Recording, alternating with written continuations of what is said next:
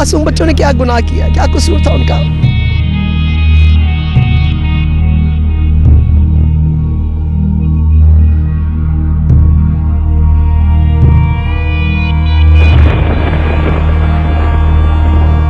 পেশোয়ারের পাশে কলকাতা।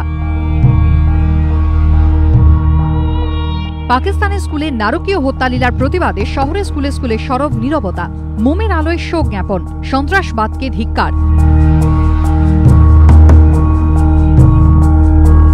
স্কুল পড়ুয়ারা জানে পাকিস্তানে যারা জঙ্গিদের গুলিতে অকালে প্রাণ হারিয়েছে তারা সকলেই অচেনা, কিন্তু তারা সবাই বন্ধু। তাদের জন্যই মন খারাপ, নীরব হয়ে মনে মনে তাদের মনে করা।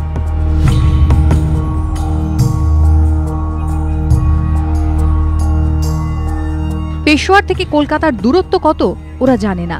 ওরা শুধু জানে যারা পাকিস্তানের জঙ্গিদের হামলায় মারা গিয়েছে তাদের কোনো দোষ ছিল না, তারা ছিল ওদের মতোই।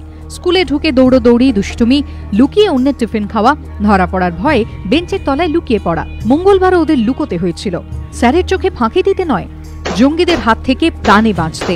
সন্ত্রাস দেশ মানে না, বয়স মানে না, কিন্তু বিশ্ববাসীর বিশ্বাস সন্ত্রাস হার মানে। সেই দিনটার জন্য নীরবে প্রার্থনা। ভারত জানে পাকিস্তানের তালিবান থাকলে পাকিস্তানের মালালাও আছে। বন্দুকের গুলিতে যেমন শিশুদের মৃত্যু হয়, তেমনি বন্দুকের নলের সামনেই সে দেশে জন্ম হয় মালালার। নীরবে প্রার্থনা আগামী হোক মালালাদের। স্কুলে স্কুলে পড়ুয়াদের এই নীরবতা সোচ্চারে বলে দিল সন্ত্রাসমুক্ত বিশ্ব গড়াই আগামীর শপথ। এবিপি আনন্দ।